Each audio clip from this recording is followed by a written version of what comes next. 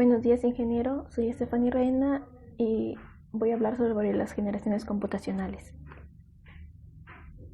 En la situación actual, donde no podemos salir de nuestras casas por nuestra propia seguridad, la tecnología, los dispositivos tecnológicos han sido de una gran ayuda para mantenernos conectados entre nuestros seres queridos. Pero, ¿se han puesto a pensar cómo fue posible llegar al nivel tecnológico actual? ¿Cuáles fueron sus antecesores? ¿Cuáles son las necesidades que llevaron a las personas a crear dichos dispositivos? Pues bien, así como la historia del mundo se divide en etapas, la historia de las computadoras se divide en generaciones. Pero antes de entrar a lo que es la primera generación, vamos a marcar algunos hechos importantes que fueron como antecedentes para crear todos esos dispositivos. Para hablar sobre la era computacional, primero tenemos que hablar sobre el conteo, pues esa es la base para desarrollar los diferentes sistemas y software que hacen posible la creación de estas máquinas. Y eso se remonta a alrededor de 500 años antes de Cristo, cuando las personas tenían la necesidad de asociar objetos para poder hacer el intercambio de bienes. Luego, con el paso de los años, ese sistema que se crea se va mejorando y es lo que conocemos ahora como sistema de numeración. Entre los hechos más resaltantes tenemos la creación del ábaco, instrumento que se utilizaba para el conteo, mientras que ahora se utiliza para fines académicos. En 1623 está la construcción de la primera calculadora mecánica por William Schirkat. En 1847 se desarrolla lo que son las bases para lo que conocemos ahora como la álgebra booleana.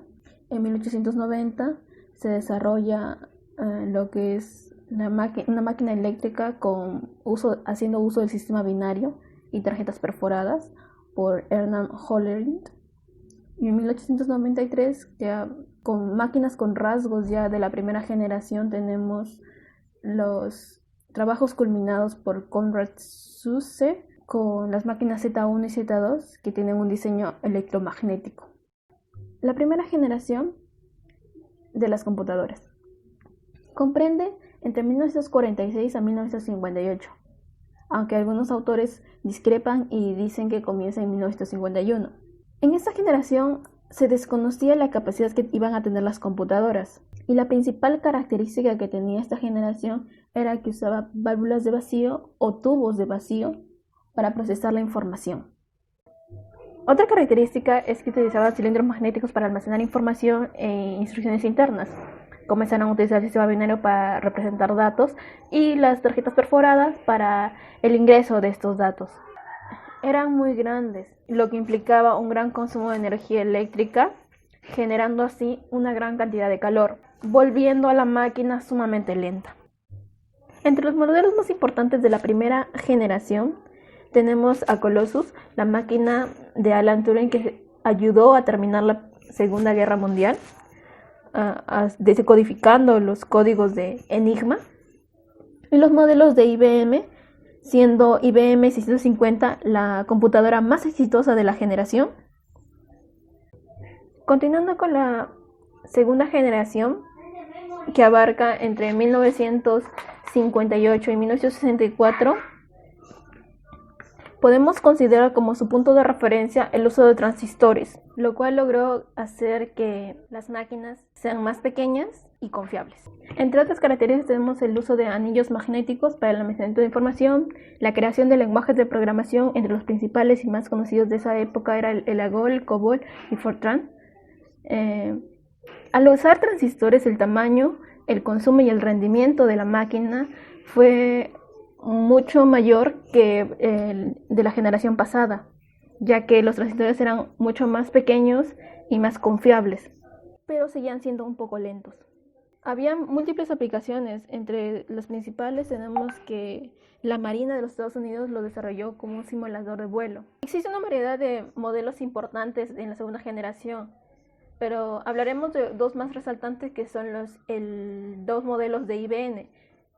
Mientras que IBM 1404 era de uso general y considerada una máquina muy exitosa para esa época, la IBM 1602 fue creada para el uso más científico.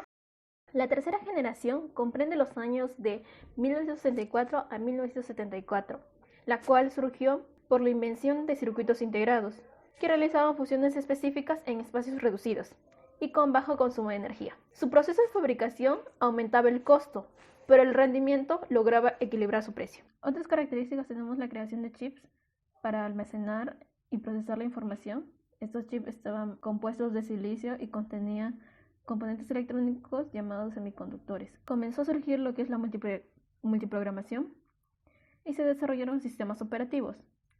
Aquí es donde surge o emerge lo que es los softwares.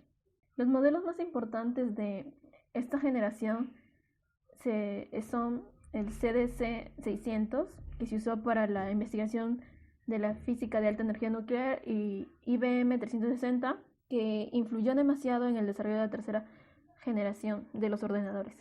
A partir de la cuarta generación, distintos autores no están seguros de las limitaciones que tiene cada etapa, puesto que aún no sabemos el panorama general de todos estos avances tecnológicos.